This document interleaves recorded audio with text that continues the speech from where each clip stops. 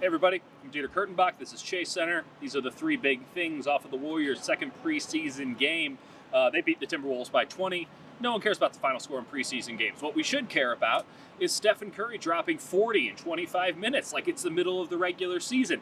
Hint, this is going to be the game plan for the Warriors pretty much all year. With Klay Thompson out and D'Angelo Russell essentially being a second option, the Warriors are essentially just going to be the fancy Houston Rockets, hoping that Stephen Curry can kind of lead them over the finish line. If you do not have a bet on Stephen Curry to win MVP right now, get to Vegas or, go online. I've heard that you could do that these days. You might want to lay something down because Stephen Curry is going to need to have near superhuman performances on every single night if the Warriors are going to get to 50, 55 wins this year. And I'm not saying it's impossible. I'm just saying it's going to take one hell of an effort. He showed us tonight that one, he is fully capable of doing it, and two, he's going to have to do it. So Stephen Curry, MVP odds, they're probably going to go down a little bit. Get in early, just a little, way to make some money on the side.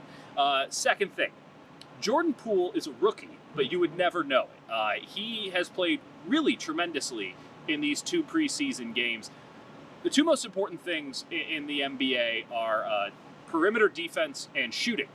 I don't think that Jordan Poole can play any perimeter defense. I don't know if anyone on the Warriors, other than maybe Draymond Green, can play perimeter defense. But I'll tell you what, this Jordan Poole kid, he can shoot, and he does not care if he puts up shots. He does not have any inhibitions whatsoever. He was 6 of 12 tonight, 3 of 7 from beyond the arc. He went 5 for 11 against the Lakers, 4 of 9 from beyond the arc, shooting 47% from the field and 43% from beyond the arc. This is what the Warriors need. There is not going to be a lot of shooting options for Golden State this season. Jordan Poole, I don't know how they get him on the court. I don't know what the lineups look like just yet, but he's a dude who has shown that he is not reluctant and he can make it. This is a good thing. This is a good development through two games. Jordan Poole, a guy to keep an eye on in fantasy basketball, even perhaps, because if this guy's playing 15 minutes, you know he's going to get up 10 shots. Third thing, this Marquese Chriss kid, they picked him up off the street. He was the number 8 overall pick a few years ago. Bounced around to a couple of teams. The Warriors needed some center depth in the preseason, so they go, Marquese Chriss, come on in.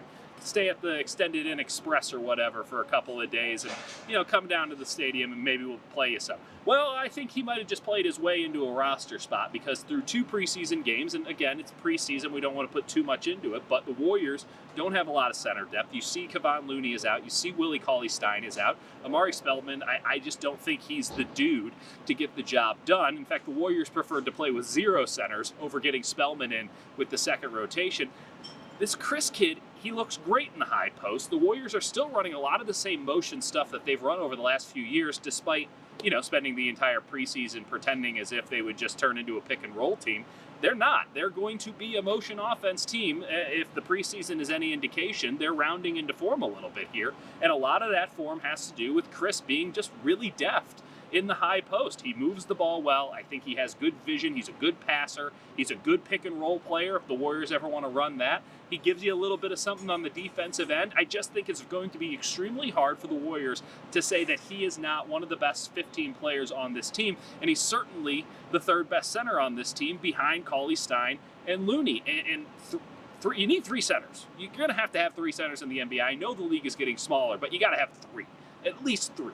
So I don't know who is going to be the odd man out. There are, of course, some machinations that general manager Bob Myers can do to get a little weird with it. He can put him on a 2-way deal, considering that they picked him up off the street. I wouldn't be shocked if they were able to get him on a 2-way deal and then figure it out a little bit later. But we haven't seen much out of Jacob Evans.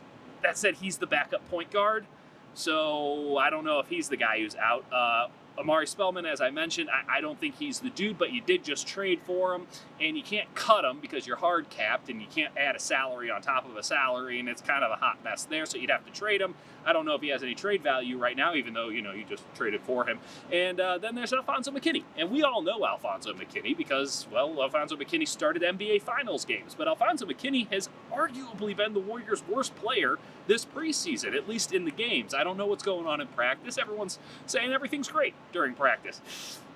Games matter. These games matter, especially for a guy like McKinney, who is supposed to be the wing who has the most experience, right? He's the guy everyone knows already. He looks more lost than the new guys. So I don't know if McKinney is the dude who is on his way out. His contract is no longer guaranteed come winter time. maybe that's the move that Bob Myers makes. But the big takeaway here is that Marquese Chriss, the Warriors like him a lot.